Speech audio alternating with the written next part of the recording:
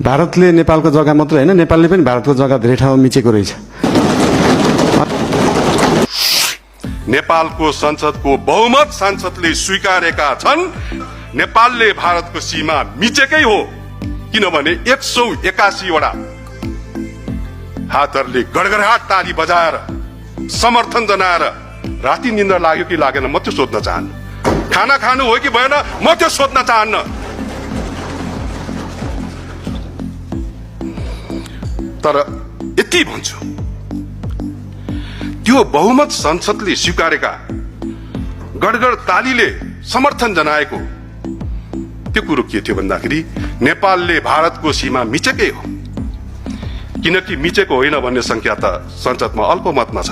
सभामुख महोदय, बहुमत संसदले त्यो स्वीकारेको लज्जास्पद दृश्य साँच्चै नै लज्जास्पद दृश्य थियो। त्यो झल जति सम्झिन्छु सभामुख महोदय। म त्यो दिन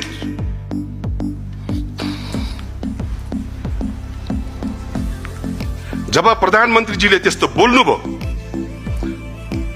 तब राजसभाका माननीय सदस्यज्यूहरूले समर्थनमा ठोक्नु भएको त्यो टेबलको ड्याङ ड्याङ ड्याङ त्यो आवाजले आज पनि मलाई चैनले निन्द्रा आउन दिएको छैन। यति त म भन्छु सभामुख महोदय। माफ पाऊँ सभामुख महोदय, मैले यो जन्ममा देखेको अहिलेसम्मकै सबैभन्दा लज्जास्पद र सबैभन्दा दुःखद दृश्य थियो त्यो। म दुःख व्यक्त गर्दछु। त्यो दिन मैले सम्झिए सभामुख महोदय, जननायक बीपी कोइरालाले प्रधानमन्त्री छँदा समीक्षा दैनिकका सम्पादक मदनमणि दीक्षितलाई बोलाएर भन्नुभएको वाक्य। धेरैले यो नाम सुन्नुभएको छ। मसँग संसदमा 2/3 छ। मसँग संसदमा 2/3 छ। मेरो कमजोरी केलाउन प्रतिपक्षको स्वर दोहोरो सुनिएको छैन। त्यसैले मबाट गलत काम हुन नदिन तपाईले आफ्नो पत्रिकाबाट मेरो गल्ती कमजोरी एक एक केलाएर लेखिदिनुहोस् है। बीपीले मदनमणि दीक्षितज्यूलाई बोलाएर भन्नुभएको शब्द हो मैले, यो ऐतिहासिक शब्द हो।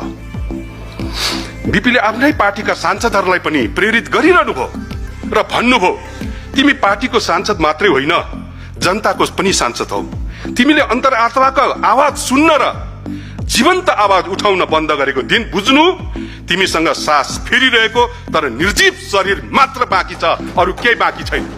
यही भन्नुभएको थियो बीपी कोइरालाले। म यो कसैका प्रति लक्षित गर्दिन, आफैले मम गरौँ,